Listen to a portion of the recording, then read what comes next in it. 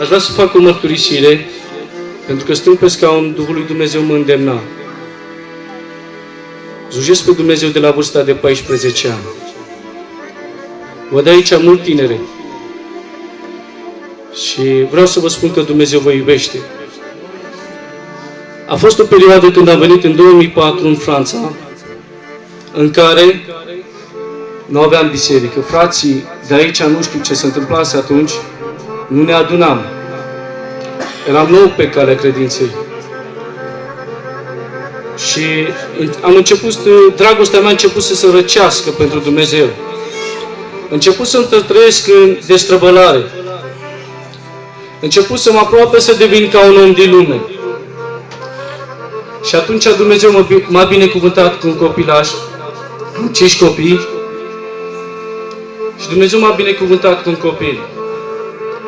Și pentru că neascultarea mea începusem să trăiesc în destrăbălare, așa pentru că frații spuneau mai înainte că Dumnezeu ne încearcă și împărăția cerului nu se ia pe flori și trebuie să trecem prin încercări. M-a trecut printr-o încercare foarte mare cu copilul meu. Atunci mă duceam în fiecare zi la spital să văd ce face și doctorii nu spuneau nimic. Ce se întâmplă cu el. Începusem să disper. Nu știam ce să mai fac. Posibilitate materială nu aveam. Vă spun înaintea lui Dumnezeu că nu aveam un euro să-mi bag ca să-mi iau și o cafea. Dar uitasem că Domnul Iisus Hristos este de partea mea. Așteptam ca frații mei care erau aici, ca lumea mea care mă împrejoară și este aici prezentă, să vină la mine, dar niciunul nu venea. Așa a îngăduit Dumnezeu.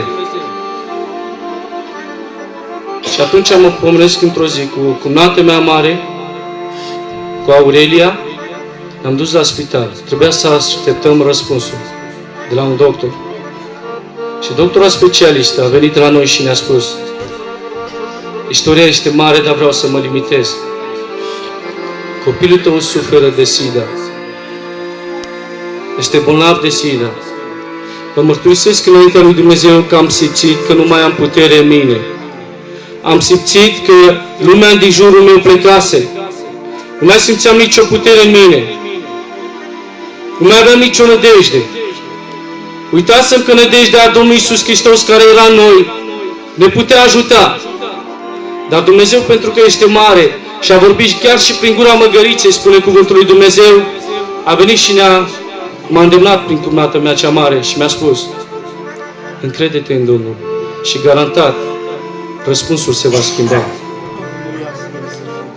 Și pentru că avem un Dumnezeu mare, așa s-a întâmplat. Și eu atunci în gândul meu începusem să spun: femeia aceasta este nebună. Cum poate să schimbe rezultatul acesta dacă doctorul a spus că are SIDA? Îmi spuneam în mintea mea și în gândul meu: de ce, Doamne, de unde vine diagnosticul acesta? Și atunci a venit o șoaptă, Mângâietorul, Duhul Sfânt. Și m-a îndemnat: fă o mărturisire lui Dumnezeu. Și asta te îndeamnă și pe tine. Dacă simți că dragostea ta, dacă simți că nădejdea ta și credința ta a slăbit, adu-ți aminte de cineva care acela este Domnul Iisus Hristos. Și uită-te înapoi și adu-ți aminte că și-a dat viața pentru tine. Și orice îi vei cere, El îți va da. Și atunci am spus doar câteva cuvinte: Doamne, dacă Tu vei vindeca pe copilul meu, îți voi sluji toată viața mea. Aleluia! Și atunci vă mărturisesc înaintea celui viu care este prezent în mijlocul nostru, că n-a trecut ziua aceea, n-a trecut ore, și directorul spitalului a venit și mi-a spus: copilul tău nu are SIDA și este răcit la plămâni.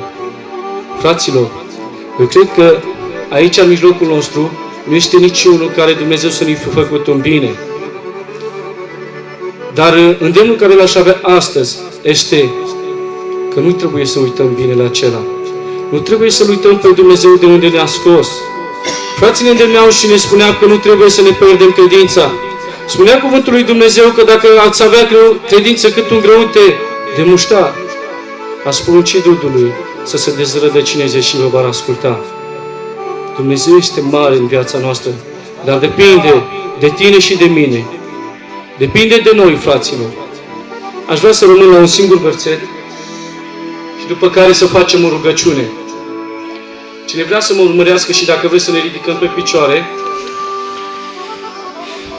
la 1 Corinteni, capitolul 13, cu versetul 13.